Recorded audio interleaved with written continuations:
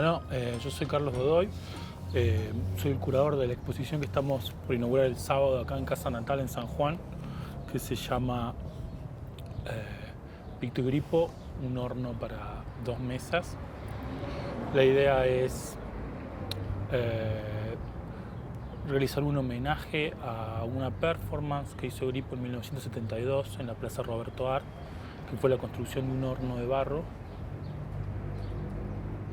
que tuvo la intención de generar una comunidad espontánea en torno a la gente que ese horno alimentó con pan. Es un homenaje, no es la recreación de la performance. Y el eje me pareció que sea para esta exposición el horno, porque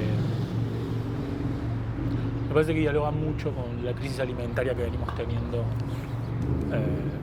desde hace varios años ya, no solo en este país, sino en todo el mundo. Y las dos instalaciones son dos instalaciones que son montadas sobre mesas y que también tienen un diálogo con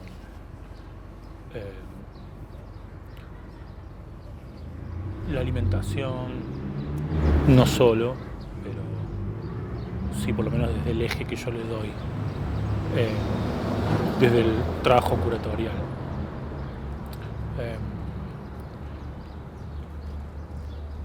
Son dos obras de los 70, El horno del 72, Naturalizar al hombre, humanizar la naturaleza del 77 y La comida del artista desde el 90.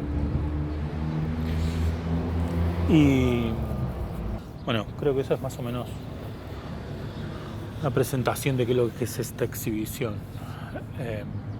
Por ahí lo que podríamos charlar con Paulina es que me cuentes un poco el contexto quizás en el que Víctor produjo estas obras y quizás cuál es la impronta que deja. Me parece siempre que lo importante de ver en las obras de Gripo es como lo genuino que tiene la elección de los materiales y sobre todo en este caso que por ahí uno piensa en la alimentación, la elección de los materiales que él se pone a dialogar en sus obras. Son materiales genuinos, materiales que lo representan. Él decía que él es del interior, es de un pueblo del interior de Junín, y que una de las cosas que lo ponía siempre en relación con su infancia o con el lugar de donde venía eran los materiales, los elementos que encontraba en los mercados de la ciudad, los porotos, las papas. Me parece que es interesante poder pensar eso, sobre todo de Gripo, que es lo genuino de su obra y cómo los elementos que elige representan además siempre la realidad latinoamericana. No sé. Sí, hay como una gran idiosincrasia latinoamericana, sobre todo en el uso de la papa,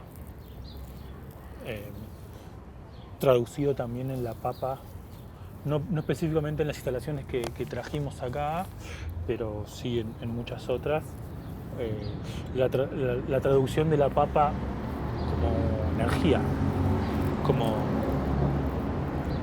Sí, igual en las obras que trajimos acá, sobre todo me parece naturalizar, hay como...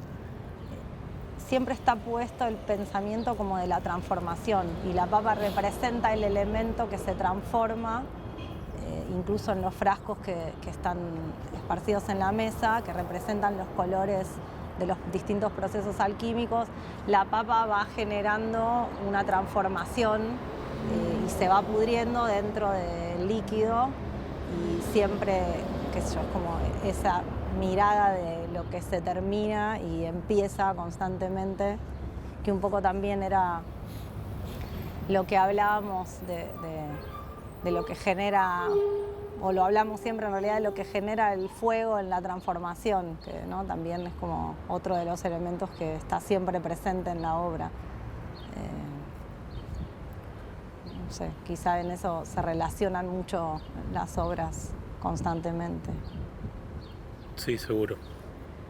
Y después, una cosa que hablamos siempre nosotros es que la obra de Grippo fue como acompañando la época y fue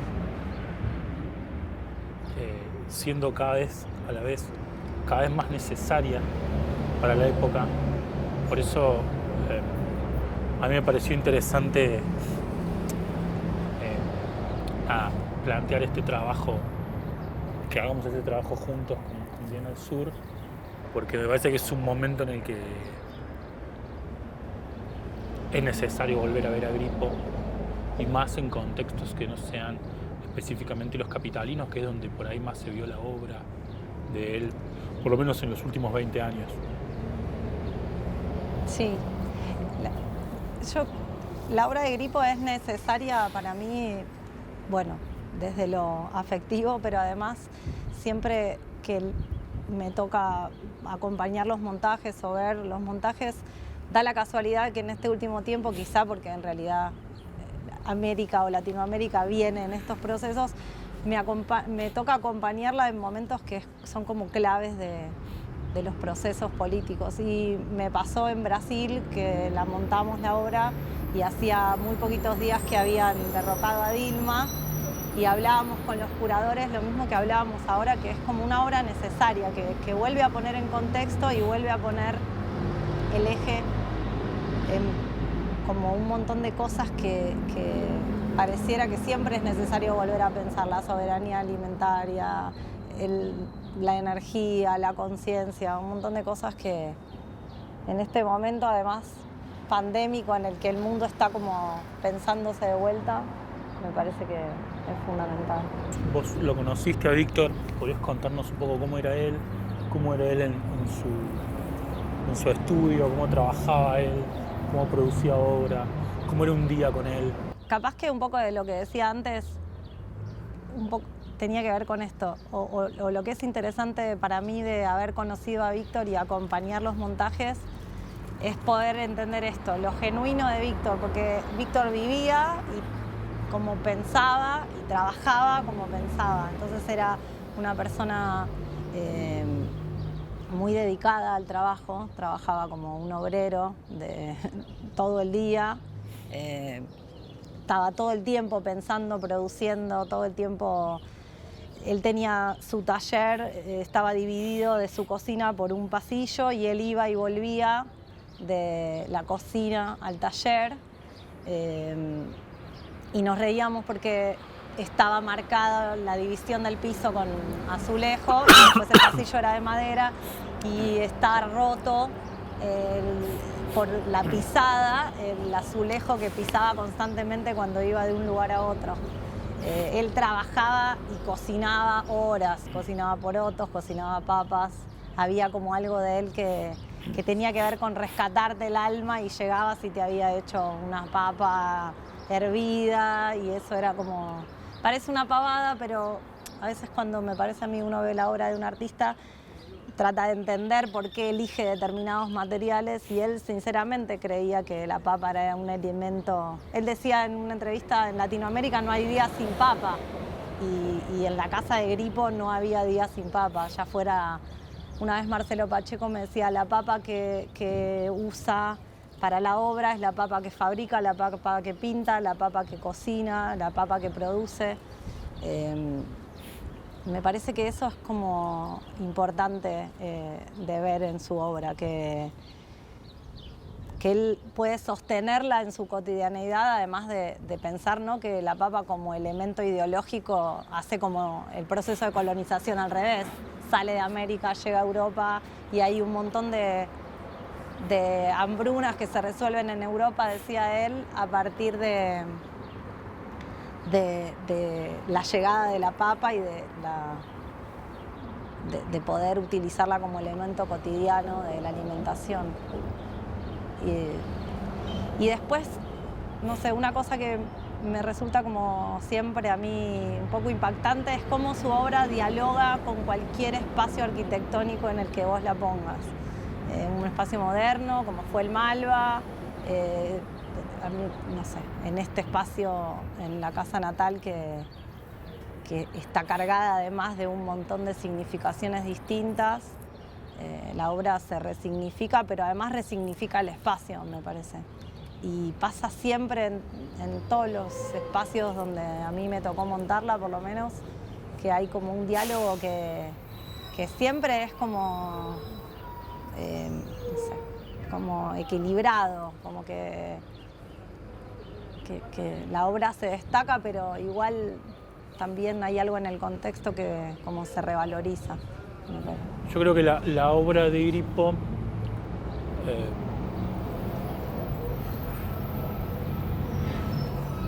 es una obra política e ideológica,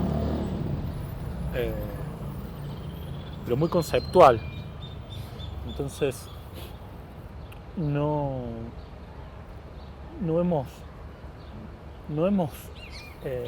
presencia de discursos políticos reconocibles dentro del arte político o dentro de la política partidaria o dentro del arte más vinculado a los partidos políticos, que vamos a encontrar mucho arte vinculado a movimientos y a revueltas. Capaz que lo que tiene de importante es que no es, o que a mí me parece que tiene como de particular, es que no es una obra panfletaria.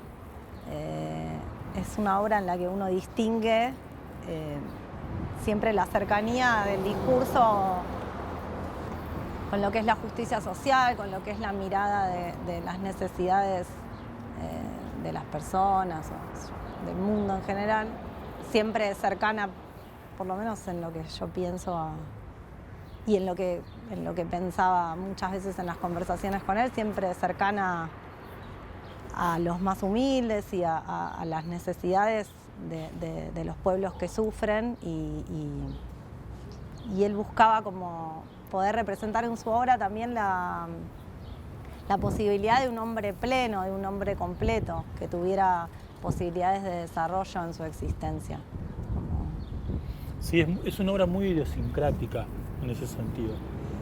Y ahí está lo político, que es una obra que realza en una entrevista que me hicieron me preguntaron por qué era horno popular, por qué la palabra popular del horno. Y yo dije, lo que respondí yo fue que, corregime si dije cualquier cosa, lo que respondí yo es que popular en el sentido de que el horno evoca a una tradición ancestral de la construcción de una herramienta para hacer pan, digamos. En ese sentido popular, en el sentido más idiosincrático, que tiene que ver con la recolección de años y años en una tradición para la construcción de una herramienta, que es el horno. El horno no deja de ser una herramienta. Bueno, de hecho él tenía muchísimo respeto por los oficios. Era como una de sus obras pone de relevancia los oficios como más tradicionales y los ubica, los saca de su contexto y los ubica en una sala de museo para que sean vueltos a pensar y para poder pensar la importancia que tienen los oficios. De hecho, para hacer el horno, cuando lo construyen con gamarra, no lo hacen ellos ni viene cualquiera, sino que traen a un trabajador rural, que es Rossi, que es el que pone las manos en el barro para ejecutar su oficio. Entonces sí hay algo como de revalorizar los oficios, de revalorizar las herramientas y la posibilidad del hombre como hacedor, o del hombre, de la mujer, de los seres humanos en sí, digamos. Sí, me parece que en eso también hay una mirada como del mundo que él presenta cuando presenta su obra. Como él decía que se vio como obligado a construir su propia cosmovisión, como para... Todos tenemos, ¿no?, nuestra cosmovisión, pero él como que fue, me parece, desplegándola a partir de su obra. De su obra y del camino que atraviesa él en cuanto a su formación, porque los lugares donde se va moviendo Grippo, que es un poco la pintura, el diseño, la química, farmacia, y a la vez todo el origen rural que decías vos, todo eso como que confluye en esa cosmovisión que es una mezcla de alquimia con química y también con la instalación de acá es un diseño perfecto, digamos, unos muebles hermosos. Siempre está además presente la transformación y esta idea para mí, y que no es una idea mía, sino también de leerlo y de conversar con él, del alma de las cosas. Él decía que él hizo como el camino inverso que hizo la humanidad entre la química y la alquimia, que él desde la química llega a la alquimia, porque lo que le interesan son los procesos profundos que va permitiendo la alquimia y las transformaciones que va produciendo tanto en la materia como principalmente en quienes ejecutan los procesos químicos o mecánicos que se van dando dentro del laboratorio. Como que en realidad siempre la verdadera y la transformación más profunda es la de quien ejecuta los procesos, como la del hombre o de la mujer que está puesto en el trabajo. Siempre creo que es importante eso, ¿no? Como una vez él me contaba que cuando se murió su mamá estaba lijando, por ahí esto es como un poco íntimo, pero estaba lijando unas cajas de las que él usa para armar su obra. Y me decía que se pasó como todo el tiempo posterior a que después del entierro de su mamá lijando las cajas, y me decía, ¿por qué Wenda? Bueno, él a mí me decía, Wenda, el trabajo es lo único que le gana a la muerte. Como esa es como la única posibilidad que hay de poder a veces sobreponerse a eso. Él tenía un respeto profundo por el trabajo y por el trabajo como eje de transformación de la humanidad. Sí, no solo vuelvo a lo idiosincrático, no solo el trabajo en el sentido de la dignidad y la posibilidad de permitirte insertarte en el sistema, sino el trabajo en el sentido de arreglar una mesa en tu casa que ya transformó todo, el living, no sé, el comedor. Él decía cosas como, eso que vos haces sin que nadie te pida, ese trabajo que vos ejecutás sin que nadie te pida, eso dice quién sos, me decía. Por ejemplo, si yo tengo un clavo y le saco la mejor punta que puedo para que penetre en la madera de la forma como más limpia, más prolija, eso habla de mí, eso dice quién sos.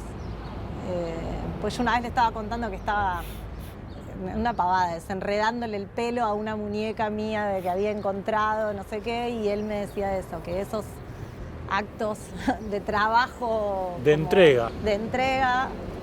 Decían mucho quién era cada uno. Bueno, eso se ve mucho en toda la obra de Grippo, sin dudas, su entrega. Hay una entrega muy clara. Está como muy presente. Es que él era un hacedor, todo el tiempo estaba haciendo, no había momento en el que no estuviera como haciendo. Y vos entrabas y estaba servido como un laboratorio, todos los pequeños pedazos de su obra, que a la vez eran, vuelvo a esto que decía Pacheco, pedazos del mundo que él creaba constantemente en todas sus acciones, como hacía mundo todo el tiempo. Me parece que lo interesante de él es eso, que es como un hacedor de mundo constante, tanto en su trabajo como en su pensamiento.